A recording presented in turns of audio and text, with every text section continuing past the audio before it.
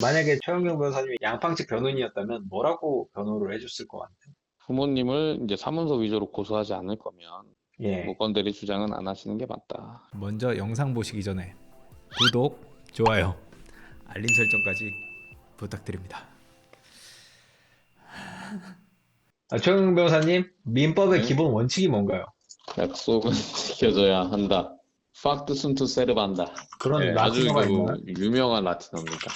이 민법의 첫 번째 시간에 배우는 알려주는 교수님들 있죠. 팍타 순투 세르반다. 예. 세르반다. 예, 약속은 예. 지켜줘야 한다. 매매 계약이 성립했으면 매매 대금을 지급해야 됩니다. 그것이 맞습니다. 시작할까요? 안녕하세요. 오늘은 최강용 변호사, 특히 이분이 사실은 제 채널에 많이 등장했지만 아무도 몰랐을 거지만 부동산 전문가거든요. 맞나요? 아니, 부동산 전문가가 아니라 건설 부동산 팀에 속해 있기 때문에 건설 부동산 사건을 많이 해서 전문이라고 할 수 있죠. 건설 부동산 사건 전문이다. 뭐 이 정도 예. 말씀할 수 있죠. 말씀드릴 수 있죠. 그래서 이렇게 급하게 오늘 양팡님 사건이 파급력이 커서 직접 한번 그냥 부동산 팀에 있는 변호사에게 한번 물어보도록 하겠습니다. 도대체 어떻게 된 건지. 일단 거두절미하고 많은 분들이 궁금해할 것 같은데요. 누가 이기나요? 매도인 측이 예. 90% 이상 승소한다라고 보시면 되겠습니다. 그 이유는 뭔가요? 뭐 일단 양팡님께서 주장하고 있는 게 크게 두 가지인 것 같아요. 일단은 공인중개사가 계속해서 가계약금 500만 원을 입금하지 않으면 무효한 계약이라고 했다. 그래서 뭐 자신들은 가계약금을 입금하지 않았으니까 계약이 무효 내지는 취소가 됐을 것으로 생각을 했다. 뭐 이런 주장인데, 뭐 일단 쟁점을 보자면 일단 이제 공인중개사의 말이 예. 매도인과 협의가 된 내용인지 아니면 그냥 예. 공인중개사 개인의 의견인지, 법률 전문가가 아닌 공인중개사들은 뭐 이런 얘기를 해요. 실제로 계약할 때 계약서 작성하면서 가계약금을 무조건 입금해야 된다. 뭐 예. 가계약금 입금 안 하면은 뭐 계약이 된 거라고 볼 수 저도 뭐 최근에 전세 계약할 때도 예. 가계약금 입금 안 하면 이거 계약이 안 됩니다. 계약금 무조건 넣어야 됩니다. 이런 식의 말씀하시는데 사실 예. 뭐 계약금 안 넣다고 하더라도 계약은 성립이 된 거거든요. 그렇기 때문에 이게 양팡 측에 공인중개했던 이 공인중개사분의 개인 의견에 불과하다면 당연히 예. 매도인은 위 가계약금 500만 원 입금하지 않으면 무효다. 라는 예. 내용을 몰랐을 거고 그런 내용에 따라서 무효를 주장할 수는 없겠죠. 양팡 측은. 이게 계약서의 효력은 그럼 언제부터인가요? 계약서의 효력은 이 계약서를 사실 작성하지 않아도 매수인과 매도인이 서로 예. 의사가 합치가 되면 이미 계약은 예. 성립은 됐다라고 보는 거고 계약서는 예. 그거를 확인하고 증거로 삼기 위한 어떤 수단에 불과한 거거든요. 예를 들어서 매도인과 매수인이 구두만으로 이렇게 예. 이렇게 계약합시다라고 의사 합치가 이루어졌으면 그리고 만약에 그거를 녹음을 했다면 계약서가 따로 없더라도 매매 계약은 성립을 한 거예요. 근데 일반적으로는 계약서를 작성하고 서로가 도장을 찍었을 때 계약이 성립됐다라고 보죠. 근데 계약서는 어떻게 보면 증거에 불과하고 서로가 음. 구두상으로 의사합치가 이루어졌다면 계약은 성립을 한 예. 겁니다. 따라서 이 사건은 음. 이미 계약서도 요약이 있기 때문에 또 의사합치가 이미 이루어졌다라고 봐야 되죠. 음. 일반적으로 그냥 계약서에 도장 찍는 순간 계약이 성립했다라고 보시면 됩니다. 만약에 양팡님 측 주장대로 이 구두 근데 이게 아까 계약으로 제가 말씀드리려고 했던 내용인데 예. 예. 위와 같은 구두 계약이 실제로 매도인하고도 이야기가 됐고 그 500만 원 가계약금 네. 이야기가 예. 민법적으로 보면 해제 조건부 계약이거든요. 해제 조건이라는 게 민법 제 147조 2항에 나와 있는데요. 해제 조건이 있는 법률 행위는 조건이 성취한 때로부터 그 효력을 잃는다. 예. 여기서 양팡층이 주장하는 조건이란 거는 가계약금이 내일까지 입금되지 않을 때라는 게 조건이죠. 예. 또 예. 그런 조건이 달성되면 계약이 무효가 된다는 것이기 때문에 해제 조건이 있는 법률 행위라고 할 거예요. 이 매매 계약이 양팡 측의 주장에 따르면 그리고 이것이 매도인과 이야기가 된 거다 구두로 근데 구두로 됐기 때문에 실제로 그러한 구두 계약이 있었는지 여부는 양팡 측이 입증을 해야 되는 거고 처분 예. 문서가 이미 존재하는데 그러한 구두 계약의 내용을 계약서에 적지 않고 예. 구두만으로 했다라는 걸 입증하기는 굉장히 어렵죠. 매도인은 음. 당연히 위와 같은 해제 조건이 있는 계약임을 부정할 것이 명백하고요. 이미 따라서 뭐 그러한 구두 계약이 실제로 있었다 하더라도 이를 입증하는 것은 매우 어렵고 입증이 불가능해 보이기 때문에 예. 어쨌든 또 매도인이 승소할 가능성이 높은 상황이죠. 부동산 팀이라고 하셨는데 이런 소송을 진행해 보신 적이 있으신가요? 뭐 실제로 지금 하고 있습니다. 여러 계약금과 관련된 소송이 몇 건 있고 음. 근데 그 이전에 말씀드린 게 쟁점 하나가 무건대리 주장 주장이잖아요. 부모님 중에 어머니가 계약을 했다? 뭐 이런 주장인가요? 예, 미용실에서 뭐 머리를 하다가 어머니가 계약을 했다고 하는데 이게 과연 무권 대리의 주장이 가능한지. 무권 대리인이 어떤 위임을 받지 않은 대리인이 권한 없이 법률행위를 했을 때 무권 대리이고 그것이 받아들여지면 본인한테는 그 계약에 효력이 미치지 않기 때문에 그러한 주장을 하는 건데요. 근데 이 사건에서는 일단 무권 대리를 주장하면 일단은 무권 예, 대리를 주장하기 위해서는 어머니에게 대리권을 주지 않았다. 예, 이 점을 입증을 해야 되는데 같이 부동산을 보러 다녔고 그 도장을 어머니에게 맡겨놨기 때문에 이 무권 대리임을 입증하는 것도 어려울 것이고요. 설사 이제 무권 대리가 입증되면 성립한다고 판단하더라도 매도인 측에서는 표현 대리라는 걸 또 주장할 수 있거든요. 표현 대리라는 거는 이제 어머니에게 대리권이 있다라고 매도인 측이 믿었고 그러한 믿음에 정당한 사유가 있을 때는 또 그 매매 계약의 효력이 양팡에게 미치게 된다라는 거예요. 이제 거래 상대방의 신뢰를 보호하기 위해서 존재하는 조문인데요. 매도인 입장에서 이 어머니가 양팡을 대리할 수 있다라고 믿을 만한 어떤 합리적인 상황이 있다, 예, 정당한 이유가 있었다라고 예, 한다면 또 표현 대리가 성립할 수 있습니다. 그러면 다시 이제 양팡은 책임을 져야 되는 건데 지난 영상에서 만약에 무권 대리가 성립하게 되는 경우에는 공인중개사가 큰 책임을 물을 것이다 이렇게 이제 구재영님이 설명하셨는데 뭐 그 말도 맞는 이야기지만 일단은 만약에 이제 무권 대리가 성립하게 되는 경우에는 그 예, 대리권 없이 대리 행위를 하는 사람이 계약의 이행을 책임지거나 손해배상 책임을 져야 되는 거거든요. 그러니까 양팡의 어머님이 설사 이제 무권 대리가 성립해서 양팡의 어떤 매매 계약에 효력을 못 묻게 된다 하더라도 이 예, 매도인은 양팡의 어머님한테 매매 대금을 지급하라고 요구하거나 뭐 네. 대리권 없이 계약을 했기 때문에 그에 따른 손해배상을 물어라라고 소송을 할 수 음, 있습니다. 그러니까 즉 공인중개사님의 문제가 아니라 오히려 양파 어머니가 문제가 될 수 있는 거네요. 공인중개사한테도 손해배상 책임을 물을 수는 있습니다. 대법원 판례 중에 공인중개사가 대리권 유무를 제대로 확인하지 않은 게 이제 예, 손해고 일부 금액을 내야 된다라고 대법원 판례가 음, 있는데 더 중요한 거는 무권 대리인이 양팡의 어머님이기 때문에 무권 대리인 책임을 먼저 묻죠. 그리고 주된 책임은 일단은 고의로 대리권이 없음에도 불구하고 대리행위를 한 사람에게 있는 거고 그걸 확인하지 음, 못한 공인중개사의 책임은 어떻게 보면 2차적인 책임인 거죠. 아, 그렇군요. 예. 그래서 어머니가 뭐 앞으로 네, 은행 계좌를 안 만들고 어떠한 뭐 네, 자신의 앞으로 재산을 하나도 안 둘 것이다. 이게 아닌 한 결국 무권대리 주장은 그 법적인 책임이 어머니한테 돌아가는 거거든요. 그래서 무권대리 주장하더라도 그게 예. 어떤 실효성이 있는지 좀 저는 의문입니다. 만약에 최영경 변호사님이 양팡 측 변호인이었다면 뭐라고 변호를 해줬을 것 같아요? 부모님을 이제 사문서 위조로 고소하지 않을 거면 예, 무권대리 주장은 안 하시는 게 맞다. 무권대리 여부를 판단할 때 실제로 형사처벌을 받았느냐를 보거든요. 근데 양팡님이 부모님, 뭐 어머님을 고소하진 않을 거니까 무권대리 주장도 이유가 없을 것이고 뭐 양팡님도 억울한 예, 부분이 분명히 있는 것 같아요. 공인중개사의 그 예. 말을 신뢰했기 때문에. 그 부분을 손해배상 청구를 할 수 있겠죠. 공인중개사를 상대로.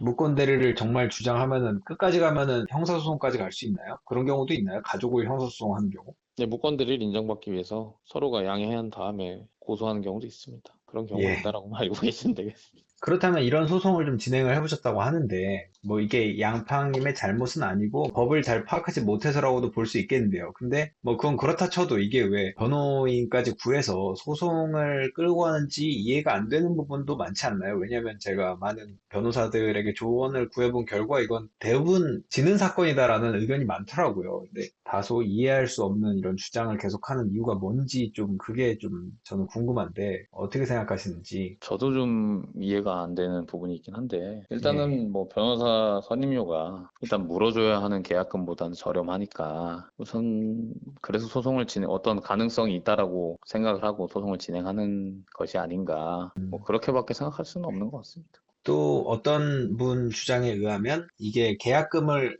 1억 100만 원은 어쨌건 줘야 되는데 그 손해배상이 금액이 1억 100만 원이 좀 과다하니까 이걸 감경해달라는 주장을 할 수 있지 않냐 뭐 이런 얘기도 있었어요. 그러니까 말하자면 사인 한 번에 계약금 1억 100만 원 날리는 게 너무 크지 않냐 좀 이걸 줄여줄 수 없겠냐 뭐 이런 얘기도 있는데 가능한가요? 뭐 그 부분은 조금 더 복잡한 설명이 필요한데, 이제 예, 구독자분들께서 왜 이렇게 쓸데없는 얘기를 많이 하냐. 두렵긴 하지만 예, 설명을 찬찬히 드리자면, 뭐 이렇게 칠판이 있으면 참 좋을 것 같은데. 예, 칠판이요? 일단은 이 매도인이 청구한 게 지금 진행된 소송이 계약금 지급 청구거든요. 계약금 계약이 있었는데 그에 따른 계약금을 지급하지 않았다. 이 청구인데 일단 이 소송은 분쟁을 종결시킬 수 있는 소송은 아닙니다. 이 이후에 소송이 계속 다른 분쟁으로 이게 나아갈 거거든요. 왜냐하면 일단 계약금을 줘야 되는 건 맞습니다. 양팡님은 계약금 무조건 매도인한테 줘야 돼요. 근데 예, 그 다음이 문제가 되는 거죠. 예, 계약금 계약에 따른 의무만 이행된 것이고 나머지 예, 중도금, 잔금 지급 의무가 남아 있는 거잖아요. 계약금 계약과 본 매매 계약은 엄밀하게 보면 별도의 계약이기 때문에 지금 이 매도인 측이 청구하는 것은 계약금 계약에 따른 계약금 지급 의무의 이행 예. 청구거든요. 이 이후에 만약에 매도인이 계약금을 받았다. 그 다음에 그럼 나머지 중도금, 잔금은 어떻게 될 것이냐. 여기서 그거, 이제 선택을 해야 되는 거거든요. 양팡 측이 선택할 수 있는 거는 계약금을 줬고 계약금을 해약금으로 보고 계약을 해지할 수가 있어요. 양팡 음, 측의 선택 첫 번째. 그러니까 1억 100만 원을 날린다. 그냥 계약 안 한다. 근데 생각해보니까 양팡은 선택할 수 있는 게 없습니다. 왜요?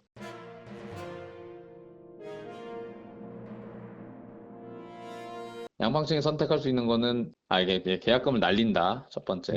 예, 두 예. 번째는 중도금과 잔금 지급까지 마치고 소유권을 넘겨받는다. 그냥 그 집을 산다. 그 집 산다죠. 이 두 예. 가지 기억해 주시고. 아직 계약이 그러니까 살아있다는 거예요. 지금 중요한 건.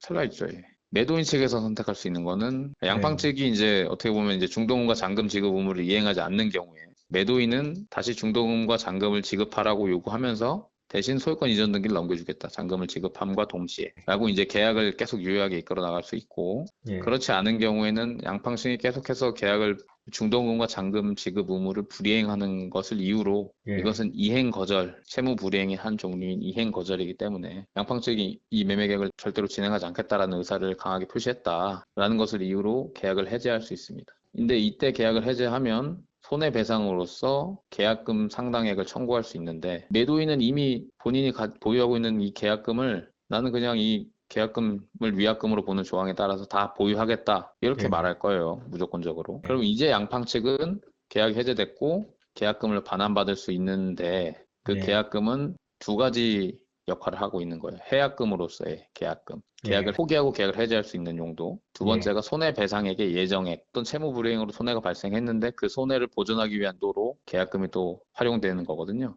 근데 예, 지금 매도인이 그걸 가지고 있는데 예. 손해배상액이 너무 과다하다라고 주장하면서 일부를 반환해달라고 요구할 수 있어요. 정리가 그러니까, 좀 안 될 것 같은데요. 그러니까 중요한 건 그러니까, 뭐냐면 예, 매도인의 선택에 따라서 그러니까 두 사람의 어떤 이제 선택에 따라서 그러니까 그 이제 너무 과하다라고 감액을 음, 요청할 수 있는 경우는 매도인이 이행 거절을 이유로 계약을 예, 해제하는 경우, 매도인이 해제하는 경우에 양팡이 할 수 있는 주장에 불과하고 양팡 측이 먼저 그냥 계약금을 해약금으로 보고 계약을 해제해 달라, 난 포기하겠다 이렇게 예. 말하는 경우에는 일부러 돌려달라고 할 수가 없습니다.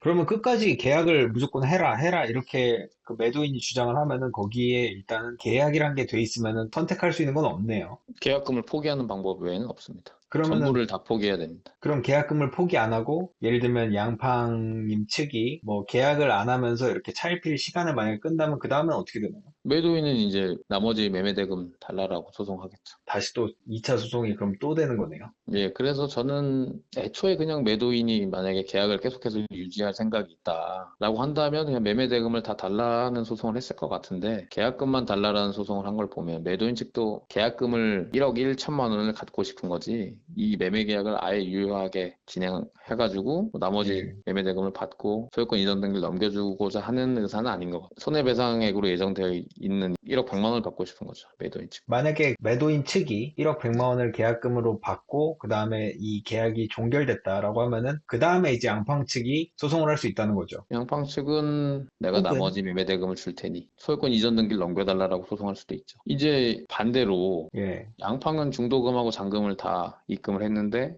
매도인이 예, 등기를 안 넘겨준다. 이런 경우에 상황이 반대가 돼가지고 매도인이 채무 불이행을 하고 있으니까 예, 양팡이 계약을 해지하고 이미 지급했던 계약금 1억 100만 원을 돌려받으면 물론 예. 손해배상으로 예정되어 있는 1억 100만 원을 청구할 수가 있게 되는 거죠. 근데 그런 상황은 발생되지 않을 것이라고 보입니다. 혹은 매도인이 계약을 해제한다. 이행 거절 이유로 매도인이 해제하는 경우에는 손해배상액이 과다하니까 일부를 돌려달라고 청구할 수 있다는 거죠. 매도인이 해제하는 경우에 매도인이 해지했다는 거는 난 계약금만 받고 이제 끝낼게. 난 이 계약 더 이상 안 하겠습니다라고 하면 그때 매도인이 손해배상이 해제 의사 표시를 양팡채에 하는 경우에 계약이 해제가 예, 되는 거죠. 그 계약 해제가 됐을 때 이제 양팡 측은 이 손해배상이 너무 크다라고 해서 그것에 대해서 다시 한번 소송을 걸 수 있다는 거죠. 예, 그리고 그 손해배상액이 과다한지 여부의 심사권은 법원에 있기 때문에 결국은 또 소송으로 가야 됩니다. 그럼 그 그 또 소송을 했어요. 그럼 얼마 정도 인정이 될 것 같은가요? 통상적으로 이제 70% 정도가 인정이 예. 되기 때문에 양팡 측은 30%를 돌려받을 수 있는 거죠. 그러니까 어쨌거나 계약금을 넣어야 되는 건 맞다. 이렇게 예, 봐야 되겠네요. 계약금을 일단 넣고 그 다음에 예. 서로가 어떤 생각을 가지고 어떤 의사표시를 하느냐에 따라서 예. 다음 소송으로 불거질 수가 있는 거고 그냥 양팡 측이 계약금을 포기하면 그냥 깔끔하게 사건이 종결이 되겠죠. 근데 만약에 이렇게 소송전까지 예. 간 걸 보면 매도인이 아마 이행 거절을 이유로 계약을 해지할 것이고 거기에 대해서 양팡 측은 손해배상이 너무 과다하다라고 주장하면서 일부 예. 반환 청구를 하는 방향으로 가지 않을까 생각이 그렇 듭니다. 왜냐하면 매도인 측도 애초에 그 이 매매 계약을 그대로 유효하게 가져갈 생각이었다면 계약금만 청구하는 게 아니라 본 계약인 매매 계약에다가 계약금, 중도금, 잔금까지 다 청구를 했을 것 같아요. 그래서 인정되는 손해배상액이 통상 뭐 30% 정도 뭐 법원에서는 그 약 소송까지 안 나가는 경우도 있고요. 일반적으로. 일반적으로 안 나가는 경우가 더 많나요? 그렇죠. 일단 사람들은 잘 모르잖아요. 내가 예. 계약금으로 걸었던 금액을 내 잘못으로 계약이 해제됐는데 일부 예. 돌려받을 수 있다고? 약간 이렇게 생각하는 사람은 별로 없잖아요. 그런데 지금 부동산 팀의 최영용 변호사는 돌려받을 수 있다라고 말씀하시는 거네요. 매도인이 계약을 해제하는 네. 경우에 그건 예. 이제 해약금이 아니라 위약금으로서의 성질이 되기 때문에 또 위약금은 손해배상액의 예정이어서 의미가 해약금으로서의 역할이 아니라 위약금으로서 손해배상을 해야 되는 경우가 발생하는 경우에 손해배상을 해줘야 되는 경우에 그걸 미리 방지하기 위해서 맡겨놓은 돈이거든요. 의미가 달라지는 거죠. 그때는 이제 일부 감액이 가능합니다. 70%가 인정돼서 매수인이 30%를 돌려받을 수 있게 되는 거죠. 그 양방 측은 약 3천만 원 정도는 돌려받을 수 있다 그런 소송을 하면 거의 그냥 민사소송 30%네요. 그 중요한 그 내용을 그냥 가르쳐 드린 거예요. 지금. 이야기가 매우 어렵을 수가 있습니다. 민사 소송이 더 어렵죠? 형사보다. 통상적으로는 그렇게 많이 얘기하죠. 로스쿨 학생들도. 예, 알겠습니다. 오늘 정말 부동산 팀의 로고스 10대 로펌이죠? 20대인가요? 네. 뭐 지금 현재 정확한 순위는 모르겠네. 뭐그 10에서 20 사이에 위치하고 있다. 예, 보시면 10대 로펌이라고 하죠, 그냥. 10대 로펌의 부동산 팀에 있는 최강용 변호사 연결해서 이 양팡님 사건, 과연 이게 어떻게 된 건지, 그리고 앞으로 어떻게 될지를 한번 얘기 나눠봤습니다. 설명이 부족한 부분이 있으면 뭐 댓글 달아주시면 댓글에서 조금 예, 더 자세하게 예, 설명드리도록 하겠습니다. 저도 이게 준비가 안 된 상태에서 좀 진행하다 보니까 예, 미흡한 부분이 있을 것으로 생각됩니다. 알겠습니다. 예, 잘 들어가시고요. 여기까지 하겠습니다. 아, 그리고 최강 변호사의 유튜브 채널 또 구독해 주시면 감사하겠습니다.